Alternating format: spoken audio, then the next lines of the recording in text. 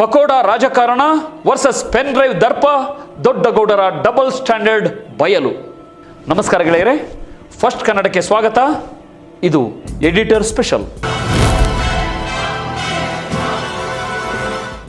ಇವತ್ತು ನಾವು ಮಾತಾಡ್ತಿರೋದು ನಮ್ಮ ಮಣ್ಣಿನ ಮಗ, ಮಾಜಿ ಪ್ರಧಾನಿ ಮತ್ತು ಈಗ ಕೇವಲ ಮೌನದ ಮಡುವಿಗೆ ಜಾರಿದಂತಹ ನಾಯಕ HD ದೇವೇಗೌಡರ ಬಗ್ಗೆ. ಈ ಸ್ಕ್ರೀನ್ ಮೇಲೆ ಕಾಣ್ತಿರೋ ಎರಡು ಫೋಟೋಗಳನ್ನೊಮ್ಮೆ ಸೂಕ್ಷ್ಮವಾಗಿ ಗಮನಿಸಿ boss. What A level of irony ಅಲ್ವಾ? ಒಂದು ಕಡೆ ರಾಹುಲ್ ಗಾಂಧಿ ಮತ್ತು ಕಾಂಗ್ರೆಸ್ ಸಂಸದರು ಸಂಸತ್ತಿನ ಮೆಟ್ಟಿಲ ಮೇಲೆ ಕುಳಿತು ಬರೀ ಚಹಾ ಪಕೋಡ ತಿಂದ್ರು ಅನ್ನೋ ಒಂದೇ ಕಾರಣಕ್ಕೆ ಸೋನಿಯಾ ಗಾಂಧಿಗೆ ಉದ್ದುದ್ದ 2 ಪುಟದ ಪತ್ರ ಬರೆದು ಇದು ಪ್ರಜಾಪ್ರಭುತ್ವದ ಮೇಲಿನ ಭೀಕರ ದಾಳಿ, ಸಂಸತ್ತನ್ನ ಟೀ ಸ್ಟಾಲ್ ಮಾಡಬೇಡಿ, ನಿಮ್ಮ ಸಂಸದರಿಗೆ ಬುದ್ಧಿ ಹೇಳಿ ಅಂತ ದೊಡ್ಡಗೌಡರು ಕ್ಲಾಸ್ ತಗೊಳ್ತಾರೆ. ಆದರೆ ಇನ್ನೊಂದು ಕಡೆ ನೋಡಿ, ಅದೇ ದೇವೇಗೌಡರ ಮುದ್ದಿನ ಮೊಮ್ಮಗ, ಹಾಸನದ ಮಾಜಿ MP ಪ್ರಜ್ವಲ್ ರೇವಣ್ಣ ಬರೋಬ್ಬರಿ ಸರ್ಕಾರಿ ಗೆಸ್ಟ್ ಹೌಸ್ನಲ್ಲಿ ಅಮಾಯಕ ಹೆಣ್ಣು ಮಕ್ಕಳನ್ನ ರೇಪ್ ಮಾಡ್ತಾನೆ, ಅಷ್ಟೇ ಅಲ್ಲ ಸಂತ್ರಸ್ತೆ ಪತಿಯನ್ನ ಗುಂಡಿಟ್ಟು ಕೊಲ್ಲೋದಾಗಿ ಬೆದರಿಕೆ ಹಾಕ್ತಾನೆ ಅಂತ ಸ್ವತಃ SIT ತನಿಖೆಯಲ್ಲಿ ರುಜುವಾತಾಗಿದೆ ಅನ್ನೋದು ಕನ್ನಡದ ಹಲವಾರು ಮಾಧ್ಯಮಗಳ ಮುಖಪುಟಗಳಲ್ಲಿ ರಾರಾಜಿಸಿವೆ. ಕಂಡವರ ಮಕ್ಕಳು ಪಕೋಡ ತಿಂದ್ರೆ ಪ್ರಜಾಪ್ರಭುತ್ವ ಸತ್ತು ಹೋಯ್ತು ಅಂತ ಬೊಬ್ಬೆ ಹೊಡೆಯೋ ಗೌಡ್ರಿಗೆ ತಮ್ಮದೇ ರಕ್ತ ಹಂಚಿಕೊಂಡು ಹುಟ್ಟಿದ ಮೊಮ್ಮಗ ಪೆನ್ ಡ್ರೈವ್ ರಾಜಕುಮಾರನಾಗಿ ಸರ್ಕಾರಿ ಅತಿಥಿ ಗೃಹಗಳಲ್ಲಿ 100 ಮಹಿಳೆಯರ ಮಾನ ಹರಾಜು ಹಾಕಿದಾಗ ಪ್ರಜಾಪ್ರಭುತ್ವದ ನೆನಪಾಗ್ಲಿಲ್ವೇ? ಇನ್ನೊಬ್ಬರಿಗೆ ಬುದ್ಧಿ ಹೇಳುವ ಮುನ್ನ ನಿಮ್ಮ ಮುದ್ದಿನ ಮೊಮ್ಮಗನ ಕಿವಿ ಹಿಂಡಿ ಆತನನ್ನೇ ಎಳೆದು ತಂದು ಕಾನೂನಿನ ಕೈಗೆ ಒಪ್ಪಿಸಿದ್ರೆ ಇವತ್ತು ಇಡೀ ರಾಜ್ಯ ನಿಮ್ಮನ್ನ ರಿಯಲ್ ದೊಡ್ಡಗೌಡ ಅಂತ ಕರೀತಿತ್ತು ಅಲ್ವಾ? ಆದರೆ ನೀವು ಮಾಡಿದ್ದೇನು? ಬನ್ನಿ ಈ ಇವತ್ತಿನ ಎಪಿಸೋಡ್ನಲ್ಲಿ ಇವರ ಈ ಅಲ್ಟಿಮೇಟ್ ಡಬಲ್ ಸ್ಟ್ಯಾಂಡರ್ಡ್ ಮತ್ತು ಪುತ್ರ ವಾತ್ಸಲ್ಯದ ಕರಾಳ ಮುಖವನ್ನ ಎಳೆ ಎಳೆಯಾಗಿ ಬಿಚ್ಚಿಡೋಣ. ಹಾಸನ ಅನ್ನೋ ಜಹಗೀರು ಮತ್ತು ದರ್ಪದ ಪರಮಾವಧಿ. ದೇವೇಗೌಡರು 1933ರಲ್ಲಿ ಹುಟ್ಟಿ ಬಡ ರೈತರಿಗಾಗಿ ಹೋರಾಡಿ ಕೇವಲ 28ನೇ ವಯಸ್ಸಿನಲ್ಲಿ ಸ್ವತಂತ್ರ ಅಭ್ಯರ್ಥಿಯಾಗಿ ಗೆದ್ದವರು. ಒಮ್ಮೆ ಅವರು CPM ನಾಯಕ ಸುರ್ಜಿತ್ ಅವರಿಂದ ಚುನಾವಣೆಗೆ ಹಣ ಪಡೀಲಿಕ್ಕೆ ಕಣ್ಣೀರಿಡುತ್ತಲೇ ನಿರಾಕರಿಸಿದ್ರು. ಅಂತಹ ಆದರ್ಶ ನಾಯಕ ಇವತ್ತು ಕೇವಲ ತಮ್ಮ ಫ್ಯಾಮಿಲಿ ಪಾಲಿಟಿಕ್ಸ್ ಉಳಿಸ್ಕೊಳ್ಳೋಕೆ ಯಾವ ಮಟ್ಟಕ್ಕೆ ಇಳಿದಿದ್ದಾರೆ ಗೊತ್ತಾ? ಹಾಸನ ಅನ್ನೋದು ಒಂದು ಪ್ರಜಾಸತ್ತಾತ್ಮಕ ಕ್ಷೇತ್ರ, ಆದರೆ ಇವರ ಫ್ಯಾಮಿಲಿ ಅದನ್ನು ತಮ್ಮ ಸ್ವಂತ ಜಹಗೀರು ಅಂದ್ಕೊಂಡಿದೆ. ಪ್ರಜ್ವಲ್ ರೇವಣ್ಣನಿಗೆ ಕೇವಲ 28ನೇ ವಯಸ್ಸಿಗೆ ಹಾಸನದ MP ಟಿಕೆಟ್ ಸಿಕ್ಕಿದ್ದು ಆತನ ಯಾವ ಸಾಧನೆಗೆ? ಕೇವಲ ದೇವೇಗೌಡರ ಮೊಮ್ಮಗ ಅನ್ನೋ ಒಂದೇ ಒಂದು ಲೇಬಲ್ನಿಂದ. ಸ್ಥಳೀಯರ ಪ್ರಕಾರ ಪ್ರಜ್ವಲ್ ತಾನು ಅನ್ಟಚಬಲ್, ತಾನು ಏನೇ ಅಪರಾಧ ಮಾಡಿದ್ರೂ ಪಾರಾಗ್ಬೋದು ಅನ್ನೋ ಅಹಂಕಾರದಲ್ಲಿ ಬೆಳೆದಿದ್ದ. ಅಷ್ಟೇ ಯಾಕೆ, ಹೊಳೆನರಸೀಪುರದಲ್ಲಿ ಮದುವೆ ಕಾರ್ಡ್ ಪ್ರಿಂಟ್ ಮಾಡಿಸಿದ್ರೆ ಅದರಲ್ಲಿ ದೇವೇಗೌಡ, ಚೆನ್ನಮ್ಮ, ರೇವಣ್ಣ, ಭವಾನಿ, ಪ್ರಜ್ವಲ್ ಮತ್ತು ಸೂರಜ್ ಈ 6 ಜನರ ಹೆಸರು ಹಾಕ್ತಿದ್ರೆ ಜನರಿಗೆ ಟಾರ್ಗೆಟ್ ಆಗ್ತಿವೆ ಅನ್ನೋ ಭಯ ಇತ್ತು. This is the level of fear. ಅಪ್ಪ ಲೋಕೋಪಯೋಗಿ ಸಚಿವರಾಗಿದ್ದಾಗ ಅಧಿಕಾರ ದುರ್ಬಳಕೆ ಮಾಡಿಕೊಂಡು ಬೆಳೆದ ಪ್ರಜ್ವಲ್ ಕೊನೆಗೆ ಹೆಣ್ಣು ಮಕ್ಕಳನ್ನ ಕೇವಲ ಭೋಗದ ವಸ್ತುಗಳನ್ನಾಗಿ ನೋಡೋಕೆ ಶುರು ಮಾಡ್ದ. Pen drive blast, Germany escape ಮತ್ತು ಟ್ವಿಟರ್ ನಾಟಕ. ಏಪ್ರಿಲ್ 26, 2024 ಲೋಕಸಭಾ ಚುನಾವಣೆಗೆ ಜಸ್ಟ್ 4 ದಿನ ಇದೆ ಅನ್ನೋವಾಗ ಹಾಸನದಲ್ಲಿ ಬಿರುಗಾಳಿಯಂತೆ ಪೆನ್ ಡ್ರೈವ್ಗಳು ಓಡಾಡೋಕೆ ಶುರುವಾಯಿತು. ಇದರಲ್ಲಿ ಇದ್ದದ್ದು ಬರೋಬ್ಬರಿ 2976 ಡಿಜಿಟಲ್ ಫೈಲ್ಗಳು ಮತ್ತು 100ಕ್ಕೂ ಹೆಚ್ಚು ಅತ್ಯಾಚಾರದ ವಿಡಿಯೋಗಳು.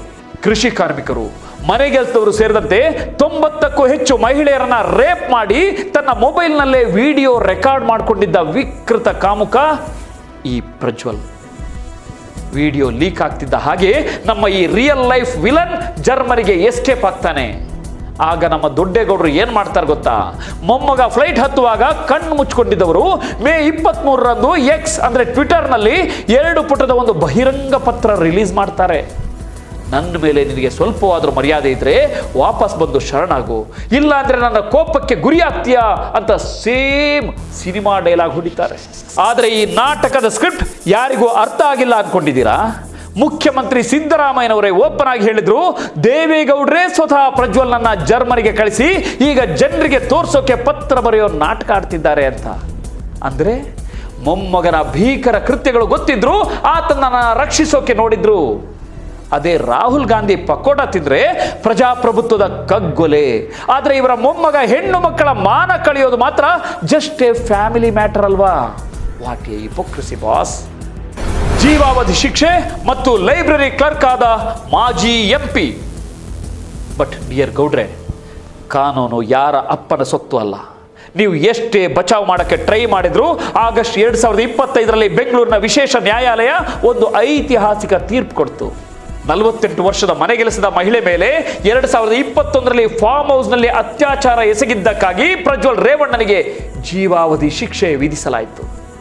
ಅಂದರೆ ತನ್ನ ಜೀವಿತಾವಧಿ ಪೂರ್ತಿ ಜೈಲಿನಲ್ಲೇ ಕೊಳಿಬೇಕು ಆತ. ಜೊತೆಗೆ ಆತನಿಗೆ 11.5 ಲಕ್ಷ ಅಂದರೆ 11,50,000 ರೂಪಾಯಿ ದಂಡ ಕೂಡ ಹಾಕಿತ್ತು ಕೋರ್ಟ್.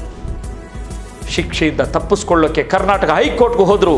ಆದರೆ ಹೈಕೋರ್ಟ್ ಈ ಶಿಕ್ಷೆಯನ್ನು ಅಮಾನತುಗೊಳಿಸೋಕೆ ಸ್ಟ್ರೈಟ್ ಆಗಿ ರಿಜೆಕ್ಟ್ ಮಾಡ್ತು. ಈಗ ನಮ್ಮ ಮಾಜಿ MP ಸಾಹೇಬರು ಹಾಸನದಲ್ಲಿ ರಾಜನ ತರಹ ಮೆರೆಯುತ್ತಿದ್ದವರು ಪರಪ್ಪನ ಅಗ್ರಹಾರ ಜೈಲಲ್ಲಿ ಬರೀ ಲೈಬ್ರರಿ ಕ್ಲರ್ಕ್ ಆಗಿ ಕೆಲಸ ಮಾಡಿಕೊಂಡಿದ್ದಾರೆ. ಇದು ಆತನ ಮೇಲಿರೋ 3 ರೇಪ್ ಕೇಸ್ ಮತ್ತು 1 ಕಿಡ್ನಾಪ್ ಕೇಸ್ಗಳಲ್ಲಿ ಬಂದಿರೋ ಮೊದಲನೇ ಜಡ್ಜ್ಮೆಂಟ್ ಮಾತ್ರ. ಪಿಕ್ಚರ್ ಅಭಿ ಬಾಕಿಯೇ ದೋಸ್ತ್. ಇಷ್ಟೆಲ್ಲ ಆದರೂ ನಮ್ಮ ದೊಡ್ಡ ಗೌಡ್ರು ಇನ್ನೊಬ್ಬರ ಮಕ್ಕಳಿಗೆ ಬುದ್ಧಿ ಹೇಳೋದನ್ನ ಮಾತ್ರ ಬಿಟ್ಟಿಲ್ಲ. ಬ್ಲೈಂಡ್ ಲವ್, ಪುತ್ರ ವಾತ್ಸಲ್ಯದ ಕುರುಡುತನ. ಪ್ರಜ್ವಲ್ ಕತೆ ಹಂಗಾಯ್ತು. ಈಗ ದೊಡ್ಡ ಗೌಡರ ಪುತ್ರ ವಾತ್ಸಲ್ಯದ ಪರಾಕಾಷ್ಠೆ ನೋಡಿ ತಮ್ಮ 91ನೇ ಹುಟ್ಟುಹಬ್ಬದ ದಿನ ಪ್ರೆಸ್ ಮೀಟ್ನಲ್ಲಿ ಕೂತು ಪ್ರಜ್ವಲ್ ತಪ್ಪು ಮಾಡಿದ್ದಾನೆ ಅಂತ ಹೇಳ್ತಾನೆ. ತನ್ನ ಮಗ ಅಂದರೆ ಮಹಿಳೆಯರ ಅಪಹರಣ ಕೇಸ್ ಆರೋಪಿ HD ರೇವಣ್ಣ ಬಗ್ಗೆ ಏನು ಹೇಳ್ತಾರೆ ಗೊತ್ತಾ? ರೇವಣ್ಣನನ್ನು ಅರೆಸ್ಟ್ ಮಾಡಿಸೋಕೆ ಈ ಕೇಸ್ಗಳನ್ನು ಬೇಕಂತಲೇ ಸೃಷ್ಟಿ ಮಾಡಿದ್ದಾರೆ ಅಂತ ಓಪನ್ ಆಗಿ ಸಮರ್ಥನೆ ಮಾಡ್ಕೊಳ್ತಾರೆ.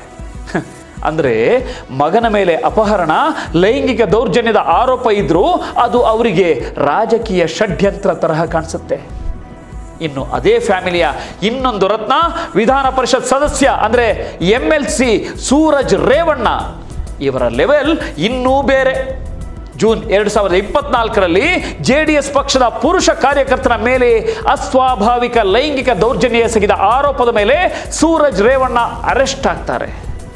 ಅರೆಸ್ಟ್ ಆದಾಗ ಅದನ್ನ ಬ್ಲ್ಯಾಕ್ ಮೇಲ್ ಕೇಸ್ ಅಂತ ಕವರ್ ಮಾಡೋಕೆ ಟ್ರೈ ಮಾಡ್ತಾರೆ. ಕೊನೆಗೆ ಅರೆಸ್ಟ್ ಆಗ್ತಾರೆ, ಜೈಲಿಗೂ ಹೋಗ್ತಾರೆ.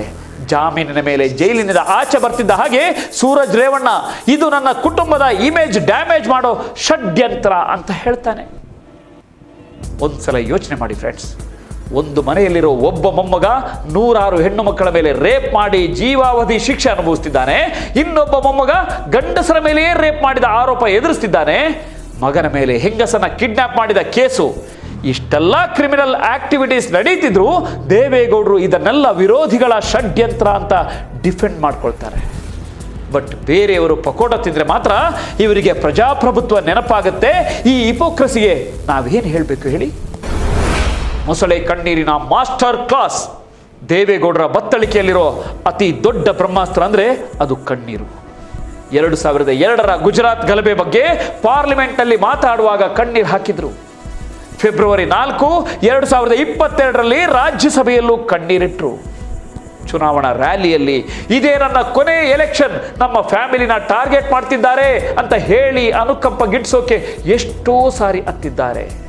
ಅಷ್ಟೇ ಯಾಕೆ 2019ರಲ್ಲಿ ಇದೇ ಕಾಮುಕ ಮೊಮ್ಮಗ ಪ್ರಜ್ವಲ್ಗೆ ಹಾಸನದ ಟಿಕೆಟ್ ಅನೌನ್ಸ್ ಮಾಡುವಾಗಲೂ ಇಡೀ ಫ್ಯಾಮಿಲಿ ಸ್ಟೇಜ್ ಮೇಲೆ ನಿಂತು ಕಣ್ಣೀರು ಹಾಕಿತ್ತು. ಆದರೆ ನಮ್ಮ ಯುವ ಜನತೆ ಕೇಳ್ತಿರೋದು ಒಂದೇ ಪ್ರಶ್ನೆ. ವೋಟ್ ಬ್ಯಾಂಕ್ಗಾಗಿ, ಫ್ಯಾಮಿಲಿ ಟಿಕೆಟ್ಗಾಗಿ ಕ್ಯಾಮರಾ ಮುಂದೆ ಗ್ಲಿಸರಿನ್ ಇಲ್ಲದೆ ಅಳೋ ಈ ನಾಯಕನ ಕಣ್ಣಲ್ಲಿ ಪ್ರಜ್ವಲ್ ರೇವಣ್ಣನಿಂದ ವಿಕೃತವಾಗಿ ಅತ್ಯಾಚಾರಕ್ಕೊಳಗಾದ ಆ 106 ಅಮಾಯಕ ತಾಯಂದಿರು, ಅಕ್ಕ ತಂಗಿಯರಿಗಾಗಿ ಒಂದೇ ಒಂದು ಹನಿ ಕಣ್ಣೀರು ಯಾಕೆ ಬರಲಿಲ್ಲ? ನಿಮ್ಮ ಕಣ್ಣೀರು ಕೇವಲ ನಿಮ್ಮ ಫ್ಯಾಮಿಲಿಗೆ ಮಾತ್ರ ರಿಸರ್ವ್ಡಾ? This is the height of fake emotions. ದೇವೇಗೌಡ್ರೆ, ರಾಹುಲ್ ಗಾಂಧಿಯವರ ಸಂಪತ್ತಿನ ಮರುಹಂಚಿಕೆ ಅಂದರೆ ವೆಲ್ತ್ ರೀಡಿಸ್ಟ್ರಿಬ್ಯೂಷನ್ ಭರವಸೆಗೆ ಪ್ರಾಯೋಗಿಕ ಜ್ಞಾನವಿಲ್ಲ ಅಂತ ನೀವು ಟೀಕೆ ಮಾಡ್ತೀರಾ. ಸಿದ್ದರಾಮಯ್ಯನವರ ಸರ್ಕಾರವನ್ನು ಟೀಕಿಸ್ತಾ ನಮ್ಮ ವಿರೋಧಿಗಳು ಆಟ ಆಡ್ತಿದ್ದಾರೆ, ಆದರೆ ನಮ್ಮ ಟೈಮ್ ಬಂದೇ ಬರುತ್ತೆ ಅಂತ ನೀವು ವಾರ್ನಿಂಗ್ ಕೊಡ್ತೀರಾ. ಹೌದು ಗೌಡ್ರೆ, ಟೈಮ್ ಬಂತು. ಪ್ರಕೃತಿ ಮತ್ತು ಕಾನೂನು ಸೇರಿ ಆಗಸ್ಟ್ 2025ರಲ್ಲಿ ಜೀವಾವಧಿ ಶಿಕ್ಷೆ ರೂಪದಲ್ಲಿ ನಿಮ್ಮ ಅಹಂಕಾರಕ್ಕೆ ಕನ್ನಡಿ ತೋರಿಸಿದೆ. ಕಂಡವರ ಮಕ್ಕಳು ಪಕ್ಕೋಡ ತಿಂದಾಗ ಪ್ರಜಾಪ್ರಭುತ್ವದ ಪಾಠ ಮಾಡೋ ನೀವು ಸ್ವಂತ ಮನೆಯ ಮಕ್ಕಳು ಹೆಣ್ಣಿನ ಮಾನ ಪ್ರಾಣ ಘನತೆಯನ್ನ ರೇಪ್ ಮಾಡಿದಾಗಲೂ ಅವರ ಬೆನ್ನಿಗೆ ನಿಂತ್ಕೊಂಡ್ರಲ್ಲ, ಅಲ್ಲಿಗೆ ನಿಮ್ಮ ಇಡೀ ಜೀವನದ ನೈತಿಕತೆ ಝೀರೋ ಆಗೋಯ್ತು. ನಿಮ್ಮದೇ ಭಾಷೆಯಲ್ಲಿ ಹೇಳೋದಾದರೆ, ಅಂದು ನಾನು ಬೂದಿಯಿಂದ ಎದ್ದು ಬರ್ತೀನಿ ಅಂದಿದ್ದ ನಾಯಕ ಇಂದು ತಮ್ಮದೇ ಕುಟುಂಬದ ಕಾಮದ, ದರ್ಪದ ಮತ್ತು ಭ್ರಷ್ಟಾಚಾರದ ಬೂದಿಯಲ್ಲಿ ಮುಚ್ಚಿ ಹೋಗಿದ್ದಾರೆ. ನೀವೇನಾದರೂ ಆ ಮೊಮ್ಮಗನನ್ನ ವಿಮಾನ ನಿಲ್ದಾಣದಲ್ಲೇ ಹಿಡಿದು ಕಾನೂನಿಗೆ ಒಪ್ಪಿಸಿದ್ರೆ ಈ ನಾಡು ನಿಮ್ಮನ್ನ ದೊಡ್ಡ ಗೌಡ ಅಂತ ಕೊಂಡಾಡ್ತಿತ್ತು. ಆದರೆ ನೀವು ಆಯ್ಕೆ ಮಾಡಿಕೊಂಡಿದ್ದು ಕೇವಲ ಬ್ಲೈಂಡ್ ಪುತ್ರ ವಾತ್ಸಲ್ಯನ. ಇದಾಗಿತ್ತು ಇವತ್ತಿನ ಎಡಿಟರ್ ಸ್ಪೆಷಲ್. ಪಕೋಡ ತಿನ್ನೋದು ದೊಡ್ಡ ಕ್ರೈಮಾ ಅಥವಾ ಸರ್ಕಾರಿ ಗೆಸ್ಟ್ ಹೌಸ್ನಲ್ಲಿ ಪೆನ್ ಡ್ರೈವ್ ಫ್ಯಾಕ್ಟ್ರಿ ಮಾಡೋದು ದೊಡ್ಡ ಕ್ರೈಮಾ? ಕಮೆಂಟ್ ಸೆಕ್ಷನ್ನಲ್ಲಿ ನಿಮ್ಮ ಒಪಿನಿಯನ್ ತಿಳಿಸಿ. ಲೈಕ್, ಶೇರ್ ಮಾಡಿ. ಯಾಕಂದರೆ ಇದೊಂದು ಕೇವಲ ಸುದ್ದಿ ಅಲ್ಲ ಅಥವಾ ಸುದ್ದಿ ವಿಶ್ಲೇಷಣೆ ಅಲ್ಲ, ಇದೊಂದು ಚಳುವಳಿ. ನೋಡ್ತಾ ಇರಿ ಫಸ್ಟ್ ಕನ್ನಡ, ಆಗೋದಲ್ಲ ಒಳ್ಳೆಯದಕ್ಕೆ. ನಮಸ್ಕಾರ. ಜೈ ಹಿಂದ್, ಜೈ ಕರ್ನಾಟಕ.